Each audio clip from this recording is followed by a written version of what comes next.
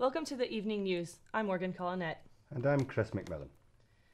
New proposals for the regeneration of Ayr Town Centre are being put in place. We go to Rebecca Shahood for more.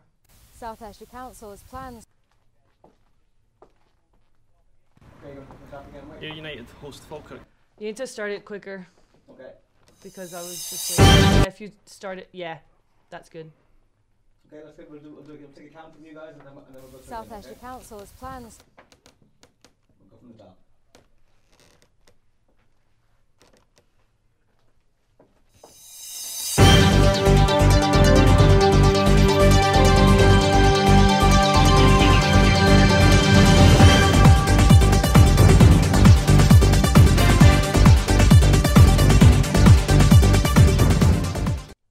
Welcome to the evening news. I'm Morgan Collinette. And I'm Chris McMillan.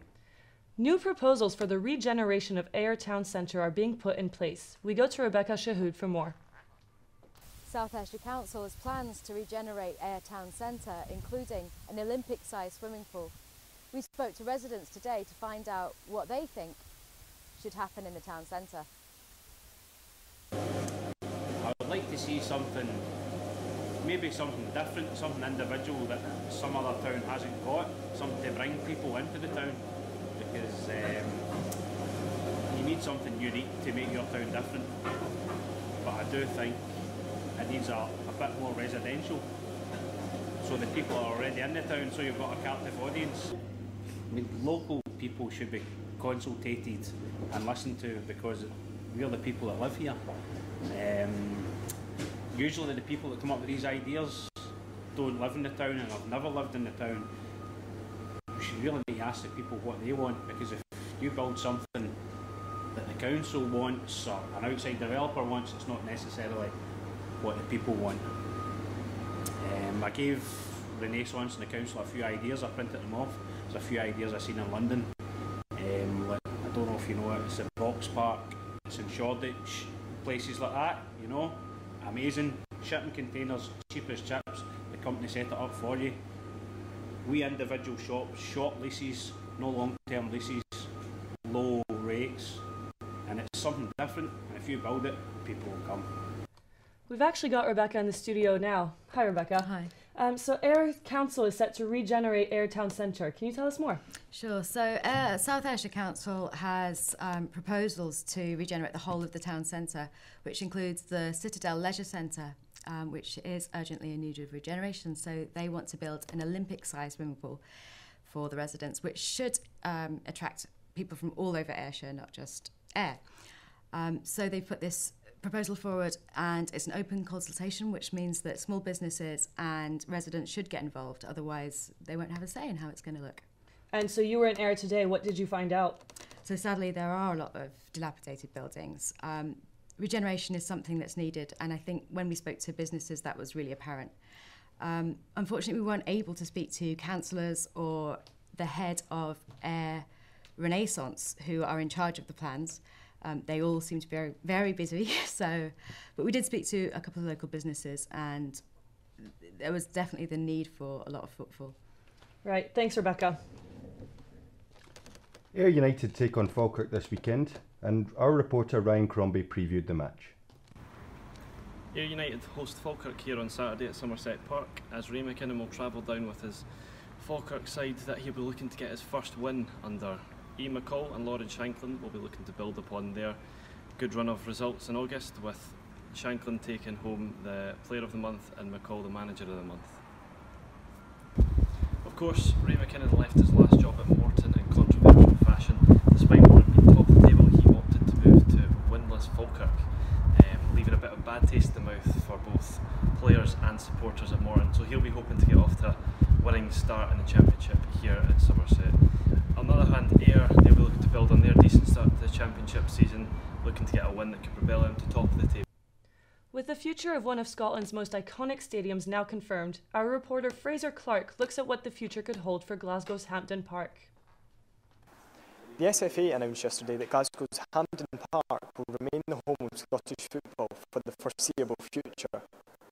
The news has been met with a mixed reaction, but one thing has united the fans. Changes have to be made to the stadium going forward. I spoke to former head of communications at the Scottish FA, Darryl Broadfoot, to get his take on what needs to happen to enhance the stadium's future. Rather than looking at Hampden Park as purely a football venue, the challenge and the opportunity, in fact, is to see Hampden Park as a beating heart for the community, not just the football community, but the wider community. And all you have to do is look at the expressions of support that you've seen from the business community, the airport, wider community empowerment groups. So it's the right result. I think it's been vindicated. And the challenge now is in 2020, and of course it will be a host city venue for European Championships, is what can be done to improve on what is already a firmly established FIFA standard stadium that is hosting still major tournaments. And our reporter Fraser Clark joins us now. Fraser, what do you think can be done to improve the existing stadium? Well, I suppose it really depends who you speak to. Everyone has their own idea of what would make the perfect home of the national team. Undoubtedly, though, one thing that unites all fans, I think it's safe to say, is a desire to be closer to the action.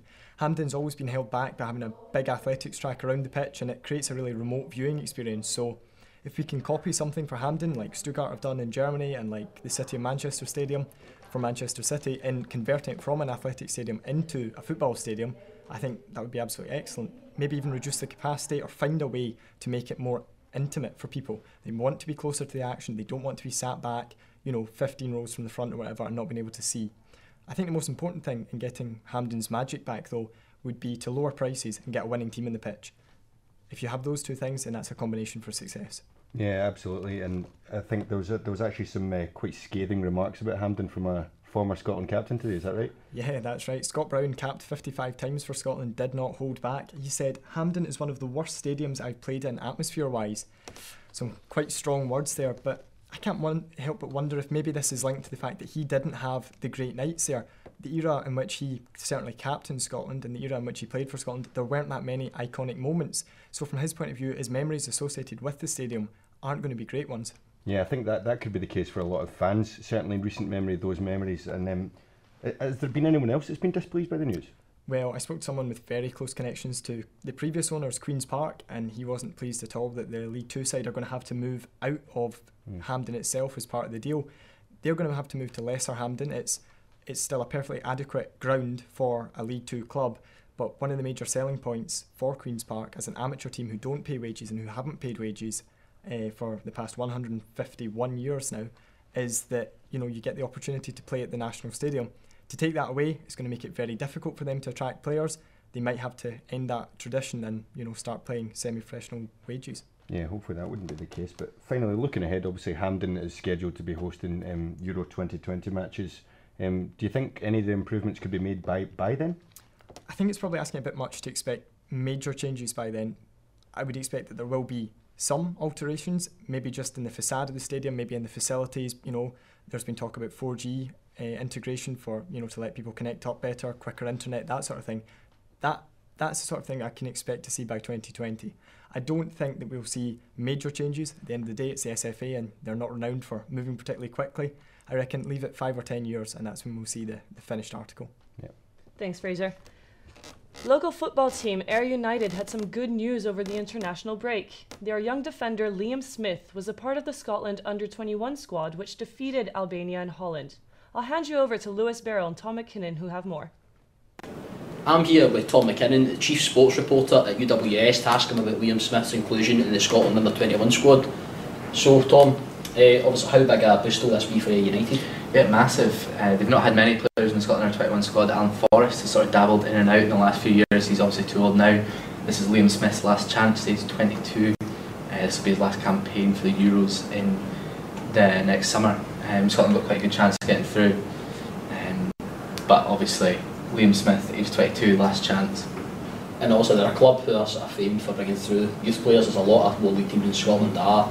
How big a boost will this be for them? Well, yeah, it's massive given that they run their academy slightly differently to every other team in the league pyramid. separate, two separate entities. They've got the club itself and the Ayr United Football Academy. Whilst there is a tight-knit link, it's not one organisation like you would see everywhere else. So for instance, it's not as clear a pathway as you would find elsewhere, and they're privately run, which is very impressive given the lack of funding in the Scottish lower leagues. And obviously United have had a bit of a almost surprisingly good start to the season. You can say having players in the under 21 squad and things, yeah, this can only be good for their confidence going forward. Yeah, it could be massive, especially after it started, as you said, started really well. Apart from that demoralising defeat to a Stephen Dobbie-inspired Green in the South, 5-0 down. Liam Smith getting hooked at half time, not starting his particular career at Ayr United very well, but was incredibly impressive last season, both on the right side and the left side of the defence, where he's equally capable. He got in the team of the season championship last year, which is impressive for someone who had only previously done loan spells, and now this is his first permanent club away from Tynecastle and Hearts. Well, yeah, so do you think that he can push forward and really cement? Obviously he's been a bit in and out of the team, so do you think he can really cement his place in the team now? Yeah, I think it'll be a big case of getting past the stalwart that is Andy Geoghegan. He's been there for in his second, at least his second spell now. He's been there for years, but he's more of a natural midfielder. So you think if they can get a player who Scotland see them as good enough for the first for the under 21s, you'd imagine soon enough he'll take charge of that place at right back or even at left back if need be. Another youngster, Daniel Harvey, on the left hand side as well. So it's quite good for Ayr going forward, having youngsters like that who are clearly highly thought of in the Scotland system. So players like that, coupled with Shankland up front, who's scoring goals for fun, maybe not quite as much as Dobby and Queen of the South, but he's on fire himself. Maybe he's gone slightly under the radar because of Dobby's apparent goals. Well, thanks very much, Tom. Back to you in the studio. Thanks to Tom and Lewis. That was the UWS Evening News. Take care and goodbye.